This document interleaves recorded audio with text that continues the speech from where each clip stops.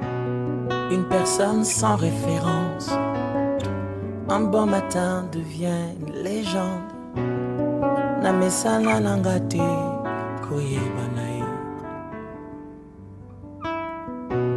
Les courtes prières en public et les résultats sont magnifiques.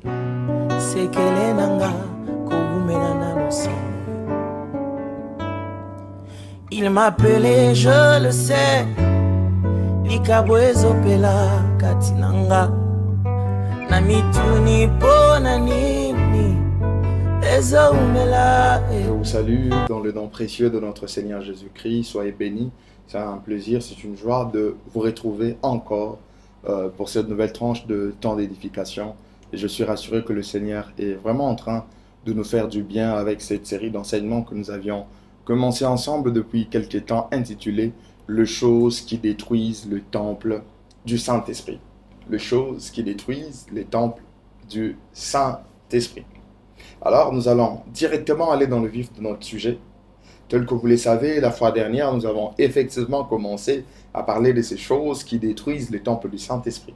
Après avoir placé quelques bases dans la semaine écoulée, la semaine passée, nous avions commencé effectivement à parler de ces choses qui détruisent effectivement le temple du Saint-Esprit qui est notre corps. Et nous avions catégorisé ou regroupé les choses qui détruisent le temple du Saint-Esprit en deux. Dans le premier groupe, nous avions parlé des choses qui ont un lien direct avec le spirituel. Et on a insisté sur le péché. Et on a entamé le deuxième groupe dans lequel nous parlons de choses, je voulais juste appeler ça comme ça, les choses liées au physique ou les choses liées à notre vie physique. Et là-dedans, nous avions vu la fois dernière que l'environnement sale ou un environnement malsain causait aussi du tort ou pouvait être considéré comme un élément qui peut détruire le temple du Saint-Esprit qui est notre corps. Alors, par la grâce de Dieu, aujourd'hui, parmi les choses qui sont liées au physique, les choses qui sont liées à notre vie physique, bien évidemment, j'aimerais parler d'une chose, une seule chose, la mauvaise alimentation. Une mauvaise alimentation peut causer du tort au temple du Saint-Esprit, qui est notre corps. Lorsqu'on parle de l'alimentation, je sais que vous comprenez, nous sommes dans le domaine de tout ce qui se rapporte à la nourriture. Ce qui permet en quelque sorte à l'organisme de bien vivre et de bien fonctionner. Et aussi, quand je dis que cela permet à l'organisme de bien vivre ou de bien fonctionner, pour le croyant, les chrétiens, il nous arrive de temps en temps de faire de jeûne. Mais nous ne faisons pas de jeûne chaque jour. Nous jeûnons de temps en temps. C'est-à-dire qu'il arrive que nous puissions jeûner. Ce qui veut dire qu'en quelque sorte, les restes de jours, nous mangeons parce que nous savons que l'alimentation contribue au bon fonctionnement de notre organisme. Et aujourd'hui, à ce qui concerne l'alimentation, même sur le plan scientifique, l'alimentation intéresse plusieurs parce que quand vous allez dans la médecine, il y a toute une branche qui s'occupe de ce qui est alimentation. On parle de la nutrition. Mais il n'y a pas que la science qui s'est beaucoup plus intéressée sur cet aspect lié à l'alimentation de l'homme. Mais il y a également la Bible qui aborde cela dans divers angles ou divers aspects au fait.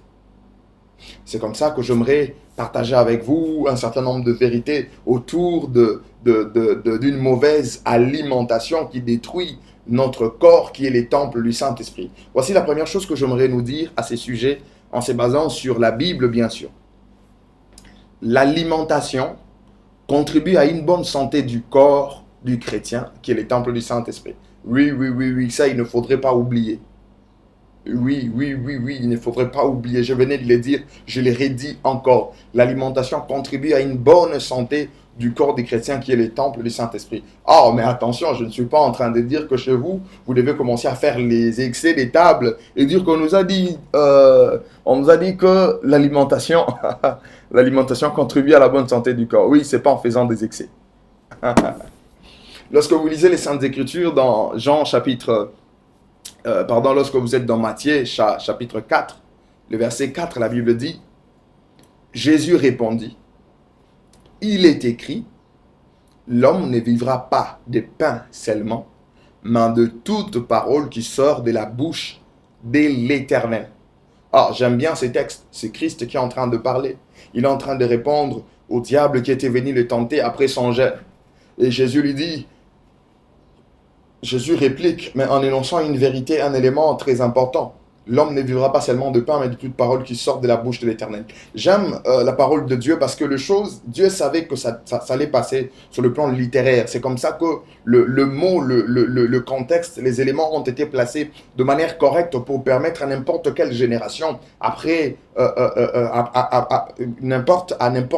permettre à n'importe quelle génération de comprendre ces choses. Il dit, il ne vivra pas seulement de pain. Donc, c'est-à-dire, parce qu'on peut se dire, ok, le pain fait partie de ce qui est l'alimentation de l'homme. On peut se dire que c'est aussi une nourriture. Donc, en quelque sorte, dans la dimension physique de l'homme, il a besoin du pain. Jésus dit, l'homme ne vivra pas de pain seulement. C'est-à-dire que le pain fait vivre l'homme. Mais comme vous le savez, l'homme est esprit, corps et âme. Il ne suffit pas seulement qu'il soit bien portant dans le corps, il faudrait aussi être bien portant dans son esprit, qui est d'ailleurs la réalité de l'homme. C'est comme ça que Christ énonçant cette vérité pour faire comprendre qu'il n'y a pas que le pain, il n'y a pas que la nourriture, il y a également autre chose, ce qui est la parole de Dieu. La parole de Dieu qui nourrit notre esprit.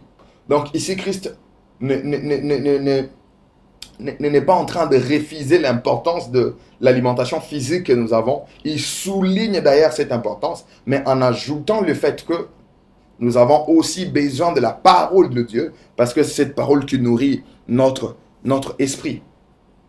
Donc, on ne peut pas utiliser ces textes pour dire, non, Christ dit d'ailleurs qu'on ne doit pas manger. Non, il est plutôt en train de souligner l'importance ou la pertinence de l'alimentation pour l'homme. Ça, c'est très important. Deuxième chose, autour de la mauvaise alimentation comme élément qui détruit le temple du Saint-Esprit, c'est que la Bible n'est pas contre le fait de bien manger. La Bible n'est pas contre le fait de bien manger. Parce qu'à un certain niveau, on nous a dit directement, mais dans des messages, dans des prédications, on a eu comme l'impression que les enfants de Dieu, le chrétien, doivent mener une vie difficile, une vie de souffrance, doivent être dans des contextes, des situations où ils ne mangent pas bien, le b.a.-ba de la vie, les choses élémentaires, le manger, se vêtir, doit toujours causer problème. Non, ce n'est pas ça. Il est vrai que la Bible insiste sur la souffrance des chrétiens, mais lorsque vous lisez la parole de Dieu au sujet de la souffrance des chrétiens, ce n'est pas lié au manger, ce n'est pas lié aux habits, ce n'est pas lié aux petites choses liées à notre bien-être. C'est beaucoup plus par rapport à notre foi que nous confessons, qui n'admet pas le péché, alors que le monde se sent beaucoup plus à l'aise avec le péché, et c'est ce qui fait en sorte que le monde puisse nous persécuter. Voilà la dimension de la souffrance qui est évoquée dans la parole de Dieu à ce qui concerne les chrétiens. Cette souffrance qui est liée au fait que nous devons lutter contre le péché, nous devons lutter contre le péché, nous devons résister, nous devons réfuter certaines choses. Je reviens dans mon message. La Bible n'est pas contre le fait de bien manger. J'aime la parole de Dieu. Lorsque vous lisez 1 Corinthiens chapitre 10, le verset 25, la Bible déclare, j'ai pris ces textes juste de manière illustrative et non pas dans son plein contexte. La Bible dit, mangez de tout ce qui se vend au marché sans vous enquérir de rien par motif de conscience. Car la terre est au Seigneur et tout ce qu'elle renferme. Oui, j'aimerais te dire que la terre est au Seigneur et tout ce qu'elle renferme. Oh, que Dieu te donne de manger régulièrement et de bien manger. C'est possible. Il arrive que nous passons par des temps, des crises qui font même que le manger devient difficile. Mais j'aime la parole de Dieu qui dit « L'Éternel est mon berger et je ne manquerai de rien ». Oui, que cela soit ton cas. Que Dieu soit ton berger et que tu ne manques de rien. Et puis, il y a des gens qui ne mangent pas bien, non pas parce qu'ils manquent de moyens, mais tout simplement parce qu'ils ne sont pas initiés à cette culture Ce qui n'est pas du tout une très bonne chose. Ce qui n'est pas du tout une très bonne chose. Autant que Dieu vous donne le moyen, prenez soin de votre corps. Ça, c'est très important et très capital. Troisième vérité autour de l'alimentation comme élément qui détruit les temples du Saint-Esprit qui est notre corps, j'aimerais nous dire ceci. Dieu est préoccupé par l'alimentation des hommes. Dieu est préoccupé par l'alimentation des hommes. Lorsque vous lisez les Saintes Écritures de Genèse à Apocalypse, de l'Ancien Testament au Nouveau Testament, vous allez voir que Dieu s'est toujours préoccupé à l'alimentation de l'homme. Il y a beaucoup d'exemples, beaucoup de choses que je peux relever. Par exemple, lorsque nous étions au commencement, lorsque vous regardez dans Genèse chapitre 1, le verset 29, Dieu lui-même avait donné à l'homme de l'herbe de champ comme nourriture. Dieu avait donné à l'homme de l'herbe des champs comme nourriture. C'est-à-dire que l'homme était d'abord végétarien. Suivant les instructions que Dieu lui donnait en ces temps-là. Il s'est préoccupé de ce que l'homme devait manger. Lorsqu'il a créé l'homme, il a dit « Je te donne de l'herbe des champs comme nourriture. » Il était préoccupé par cela. Et vous allez voir plus tard, Dieu, après déluge bien sûr, Dieu qui avait dit à l'homme de manger, d'avoir l'herbe des champs comme nourriture, Dieu lui a donné également de la viande. Dieu a donné à l'homme la viande comme nourriture. Lorsque vous lisez Genèse chapitre 9, verset 3, la Bible dit « Tout ce qui se meut et qui a la vie vous servira de nourriture. Je vous donne tout cela comme l'herbe verte. » Il est vrai que certains de nos frères ont préféré ne pas prendre de la viande. Si c'est pour la gloire du Seigneur, il n'y a pas de souci. Chacun peut faire un choix. Mais la Bible ne vous interdit pas de consommer de la viande. Dieu, depuis la nuit des temps, il s'est préoccupé de l'alimentation de l'homme. Il y a beaucoup d'exemples. Lorsque vous êtes dans Exode chapitre 16, verset 35, vous allez voir que pendant qu'Israël était dans le désert, Dieu l'a nourri de la manne. Et par la suite, il a nourri Israël avec la viande. Exode chapitre 16, verset 35. Exode chapitre 16, verset 12. Il y a eu un moment où le peuple mangeait de la manne. Et plus tard, le peuple s'est fatigué de la manne. Le peuple a commencé à demander de la viande. Et Dieu, qui se préoccupe de l'alimentation de l'homme, avait envoyé la manne.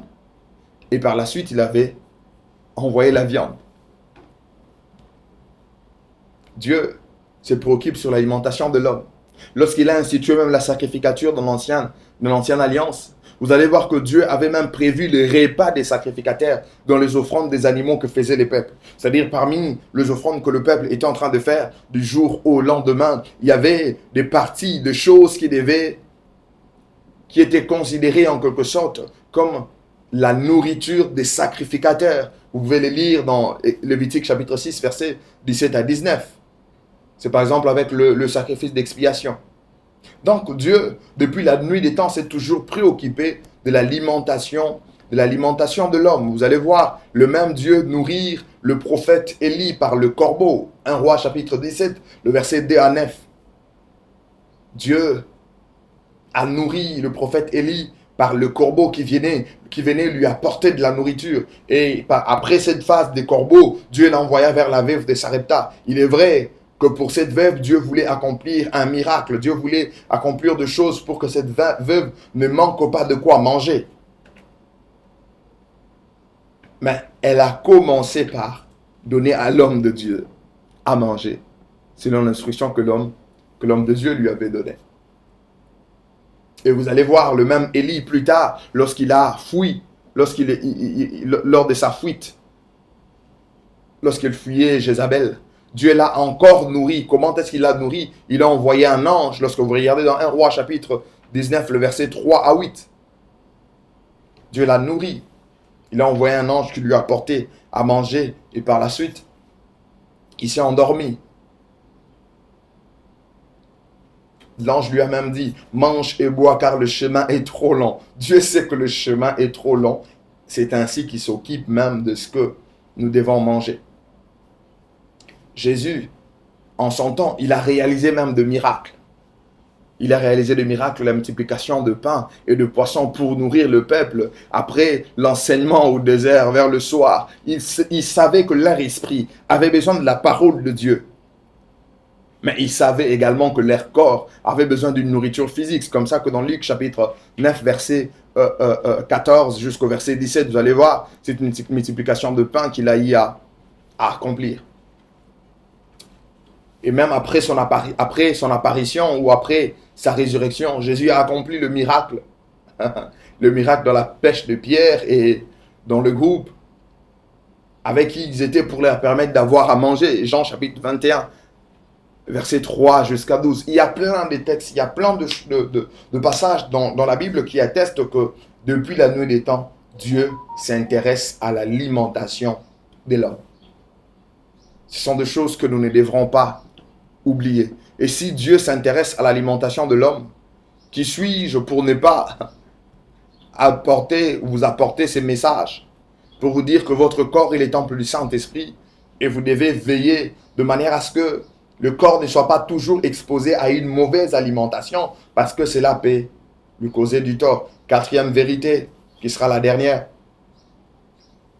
Une mauvaise alimentation détruit le corps qui est le temple du Saint-Esprit. Une mauvaise alimentation détruit le corps qui est le temple du Saint-Esprit. Parmi les choses qui détruisent notre corps qui est le temple du Saint-Esprit, il y a la mauvaise alimentation.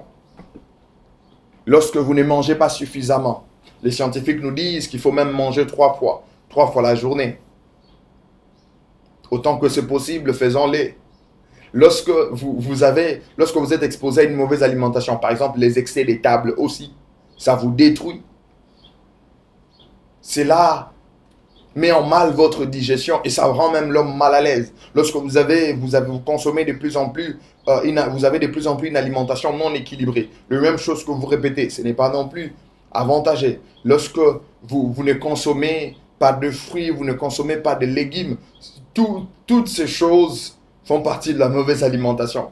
Lorsque vous consommez, vous avez beaucoup plus de vivres frais aujourd'hui, surtout dans notre environnement, de viande, dans lesquelles les viandes qui contiennent de formol, qui ont traîné depuis toutes ces choses. Nous les mangeons, mais ce n'est pas bien. Lorsque nous mangeons tardivement, c'est une mauvaise alimentation. Lorsque nous prenons des repas secs, c'est une mauvaise alimentation.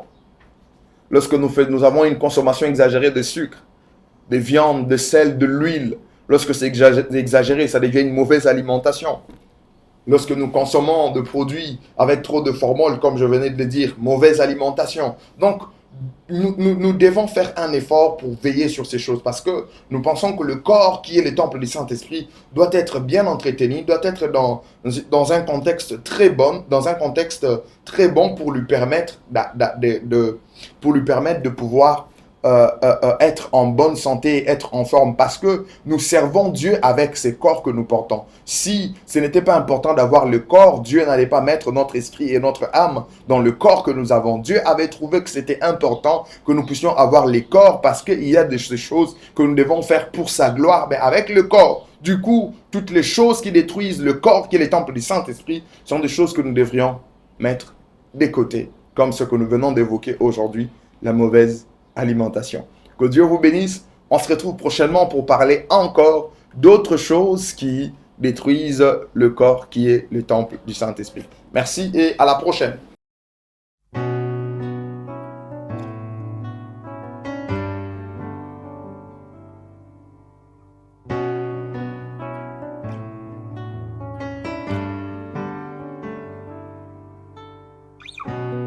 Une personne sans référence, un bon matin devient une légende. Namesana nangate koyebanae. Les courtes prières en public et les résultats sont magnifiques. C'est que les nanga kogumenana no. Il m'appelait, je le sais. Likabwezo pela katinanga na mituni pona nini ezo umela